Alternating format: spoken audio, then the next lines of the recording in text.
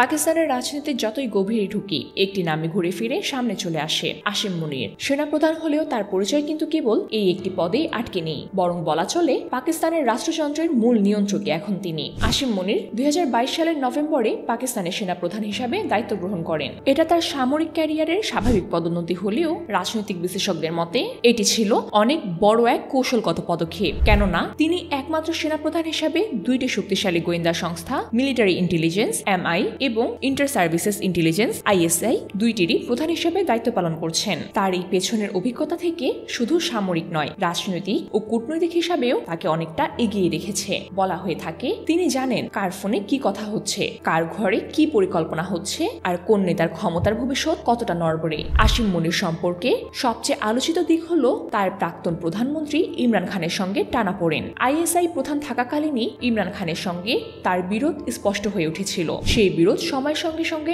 আরো গভীর হয়ে উঠেছে, যার চূড়ান্ত প্রকাশ ঘটেছে ইমরানের গ্রেফতার এবং রাজনৈতিক পতনের মধ্য দিয়ে। তবে শুধু বিরোধ নয়, আসিম মুনিরের শক্তি বোঝা যায় তার নিরপেক্ষতার দাবি নিয়েও। তিনি নিজেকে রাজনৈতিক পক্ষপাত দুষ্ট নন বলে দাবি করেন, কিন্তু তার সময়ে সেনাবাহিনী সরাসরি রাজনীতিকে নেতৃত্ব দিতে শুরু করে। তিনি পাকিস্তানের অর্থনীতি, প্রশাসন, এমনকি নির্বাচন পর্যন্ত সবকিছুর উপরই ছায়া বিস্তার করেছেন। আন্তর্জাতিক অঙ্গনে তিনি সফর করেছেন সৌদি আরব এবং আরব আমিরাতের মতো শক্তিধর মিত্রদের সঙ্গে দৃঢ় সম্পর্ক গড়ে তুলতে। অনেকের মতে তিনি এখন শুধু সেনাবাহিনীর নয়, কার্যতর পাকিস্তানের সবচেয়ে ক্ষমতার অধিকারী। তবে এই বিপুল ক্ষমতার বিপরীতে রয়েছে এক অদৃশ্য সংকট। গণতন্ত্রের নামে পরিচালিত এক অর্ধসামরিক ব্যবস্থার তার শাসনের সীমা কোথায় তা এখনো অস্পষ্ট।